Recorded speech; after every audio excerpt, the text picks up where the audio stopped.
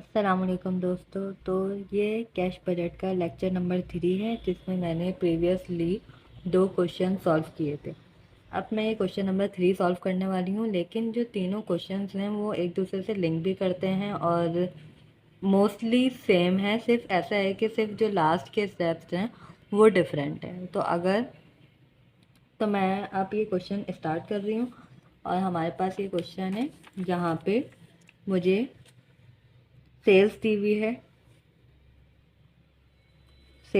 है, परचेज दी हुई है, ताकि मैं क्वेश्चन सॉल्व करूं। अब देखो, जनवरी, फरवरी और मार्च की दी हुई है। तो अब मैं यहाँ पे सबसे पहले जो स्टार्ट करूँगी वो सेल से करूँगी। तो सबसे पहले जो स्टेप है वो क्या करना है आपको,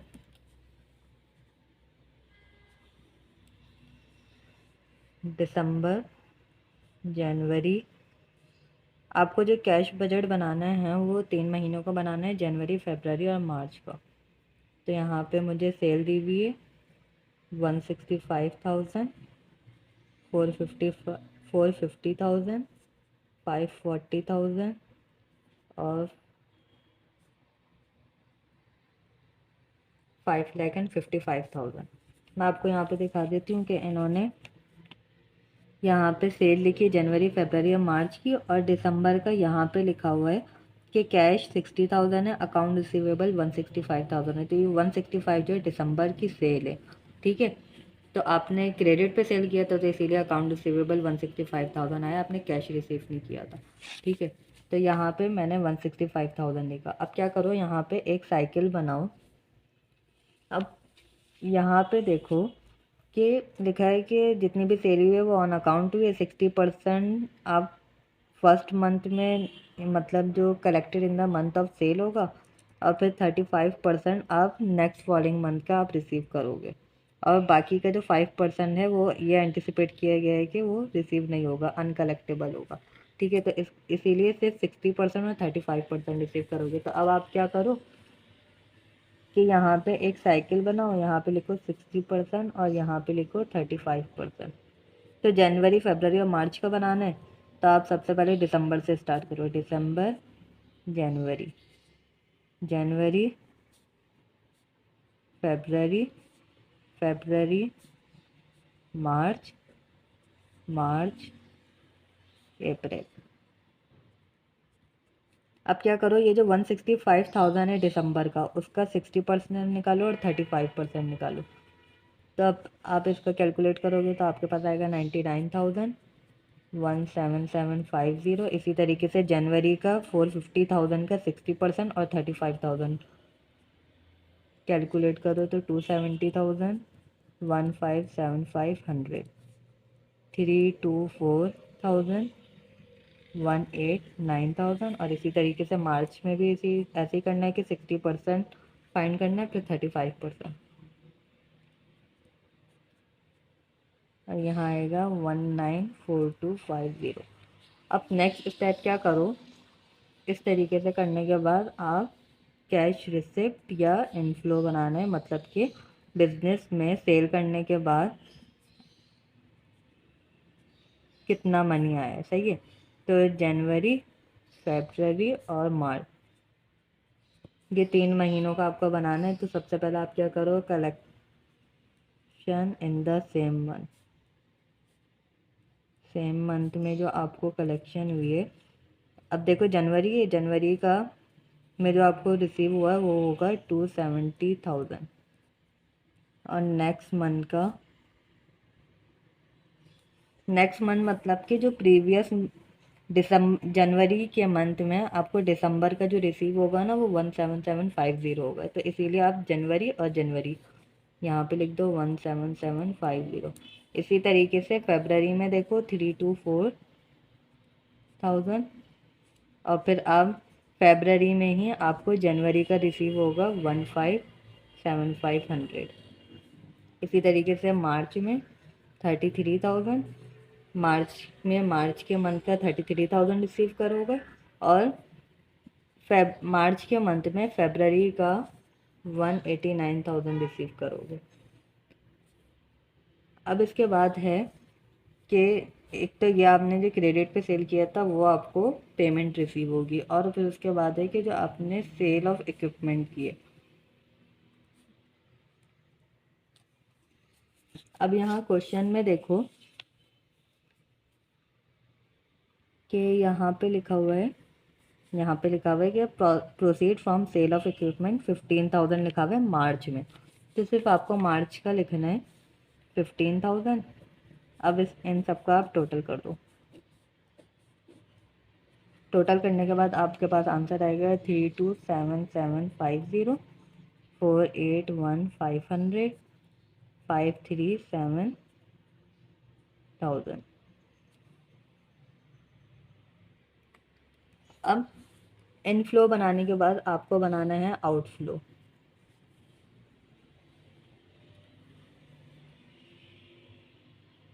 आउटफ्लो बनाने के लिए मतलब कि आप जब परचेसेस करते हो, किसी चीज़ की पेमेंट करते हो, तो आपका मनी आउट होता है, ठीक है, बिजनेस से। तो अब आपको क्या करना है, आपको परचेसेस लिखनी है। सबसे पहले दिसंबर की परचेसेस लिखेंगे तो अकाउंट पेएबल जो है वो 66,000 का है, ठीक है। तो आप यहाँ पे लिख दो दिसंबर, जनवरी, फेबररी और मार्च। अब मैं इधर इन सब की अमाउंट्स लिख रही हूँ, 66,000, 270,000, 3 लाख और 420,000। अब इसी तरीके से सेम साइकिल बनेगी। यहाँ पे आप देखो कि कितना परसेंट रिसीव हो रहा है। 70% of the merchandise purchases are paid for the month. यहाँ पे लिखा है कि 70% जो है सेम मंथ में रिसीव होगा, और नेक्स्ट मंथ मतलब जो प्रीवियस मंथ का होगा वो 30% रिसीव होगा। तो अब यहाँ पे आप देखो बिल्कुल सेम इसी जिस तरीके से सेल की साइकिल बनाई थी, इसकी भी ऐसी बनेगी। दिसंबर, जनवरी, जनवरी, फेबररी, फेबररी, मार्च, मार्च, अप्रैल। यहाँ पे मैं लिख देती हूँ 70% और यहाँ पे 30%। अब आप क्या करो कि जो 66,000 है उसका 70% और 66,000 का 30% फाइंड करना, ठीक है। 46,200, 19,800, बिल्कुल इसी तरीके से इन सारे मंथ्स में भी करना है।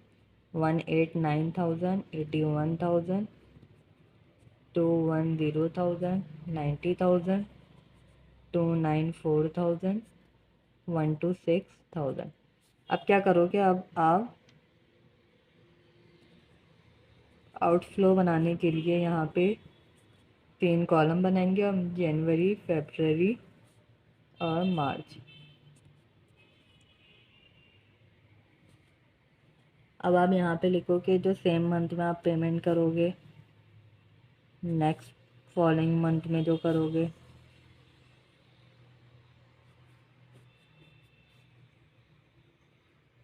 जनवरी में मतलब जनवरी सेम मंथ 189,000, और नेक्स्ट फॉलोइंग मंथ मतलब कि आप जनवरी के ही मंथ में दिसंबर का जो पेमेंट करोगे ना, दिसंबर का जो पेमेंट करोगे वो 198,000, 19800 है, ठीक है। मतलब नेक्स्ट फॉलोइंग मंथ का मतलब यही होता है कि आप प्रीवियस मंथ का पे करोगे। इसी तरीके से फेबररी का 210 के और 81,000, मार्च का 294 के और मार्च का 90,000।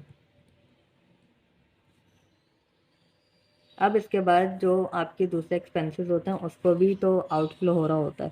तो यहाँ पे आप देखो कि लिखा है कि कैश ऑपरेटिंग कॉस्ट है 93,000, 72,000, 135,000। Operating cost 93,000, 72,000, 135,000।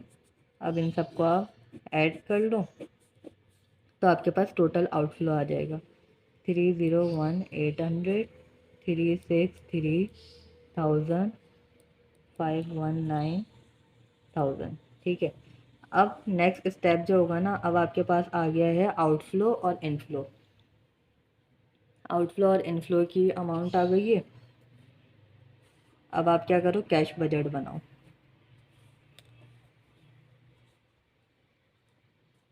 यहाँ पे लिख देती हूँ कैश बजट।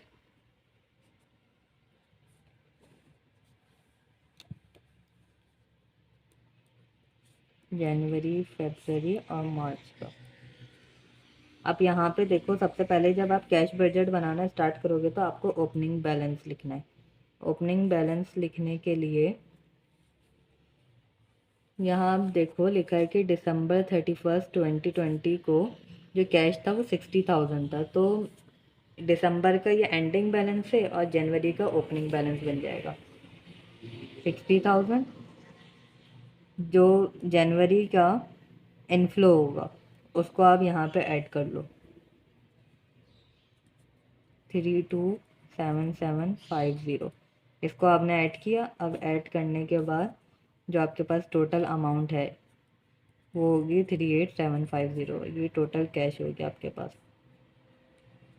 टोटल कैश के बाद अब आप क्या करो कि इन जो आउटफ्लो होगा ना, मतलब जो भी आपको पेमेंट करनी है उसको आप माइनस कर दो यहाँ से 301,800। इसको आप माइनस करोगे तो अब जो आपके पास नेट कैश होगा ना वो होगा आपके पास 85,950।